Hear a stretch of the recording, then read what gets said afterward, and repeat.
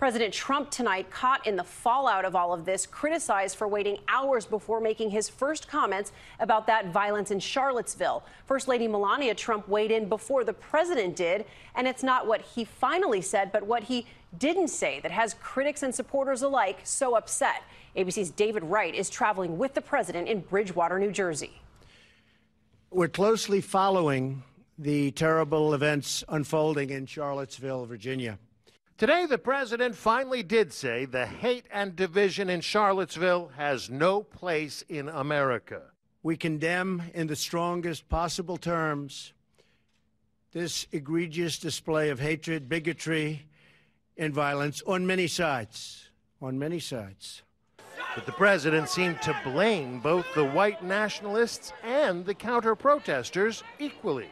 Many of the white nationalists who organized today's rally near a statue of Confederate General Robert E. Lee voted for Trump. Among them, the communist attackers. Former Klan leader David Duke. As these horrific scenes of hatred and violence played out, the first White House response came not from the president, but from the First Lady. Our country encourages freedom of speech, she tweeted, but let's communicate without hate in our hearts. No good comes from violence. Hashtag Charlottesville.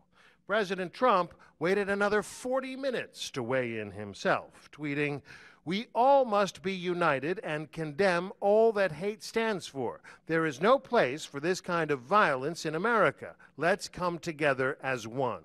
No matter our color, creed, religion, or political party, we are all Americans first. The president's response took fire from all sides. The mayor of Charlottesville tweeted, "Thanks at long last for condemning hate in speech and action. Our work here is just beginning. Yours is too." Republican Senator Cory Gardner tweeted, "Mr. President, we must call evil by its name. These were white supremacists, and this was domestic terrorism."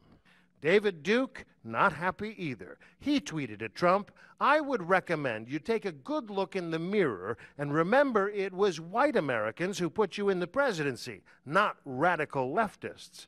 Today, reporters sought to press the president further. Mr. President, of the white nationalists. Mr. President, do you want the support of these white nationalist groups who say they support you, Mr. President? Mr. President, have you denounced them strongly enough? A car plotting a group of people, would you call that terrorism, sir? He ignored them.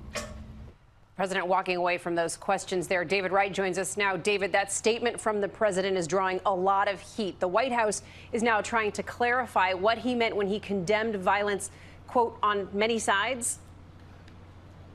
And that's the phrase, Cecilia, that troubled a lot of people because it made the president's statement ambiguous. Many people heard it as him creating a moral equivalence between the white nationalists and the counter-protesters, blaming both.